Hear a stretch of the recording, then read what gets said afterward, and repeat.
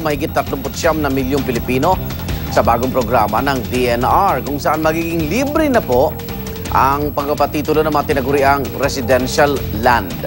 At kaunay po ng balitang yan, mausap natin live sa studio si Land Management Bureau Director Alan Barcena. Director Barcena, good morning. Good morning, Igan. Good morning sa lahat. Sino po ba yung maaaring mag-apply para po sa libreng pagpapatitulo ng kanilang lupa? Ito, Igan, yung mga occupants ng residential lands na declared ng government na alienable and disposable at saka zonified as residential lands by a zoning ordinance.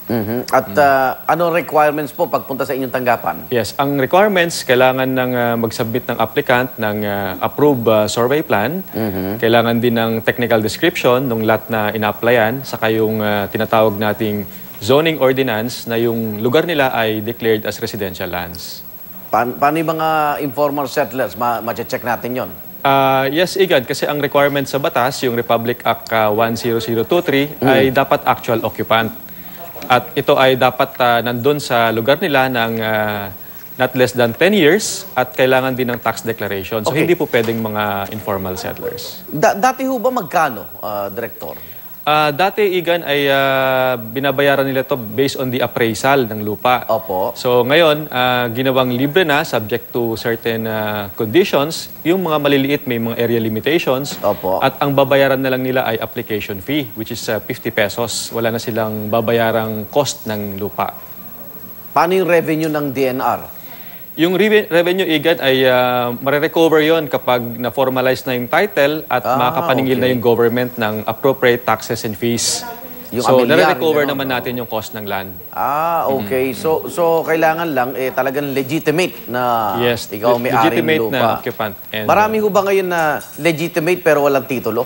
marami pa rin, Igan, especially sa mga urban residential areas.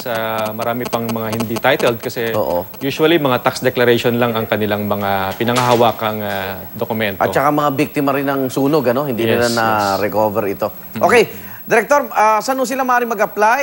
May tatawagan ba silang numero at kailan ito magsisimula po? Yung libreng yan. Nagsimula na, Igan, actually nung June pa. Okay. Ito ay pwede silang pumunta sa mga local DNR offices, yung tinatawag nating CENRO, Community Environment and Natural Resources Office. Ito ay nandun sa mga lahat ng districts ng mga probinsya na kung nasaan ng kanilang mga lupain.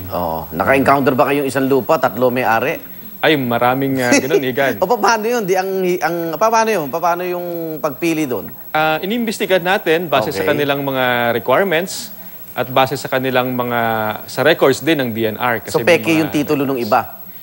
Yung mga may titulo na, Igan, hindi na inaalaw yon. Ito yung mga hindi pa tituladong mga residential lands. Okay. Good luck po, Director. Maraming salamat po. Thank you, Igan. Good morning, Land Management Bureau Director po, Alan Barcena.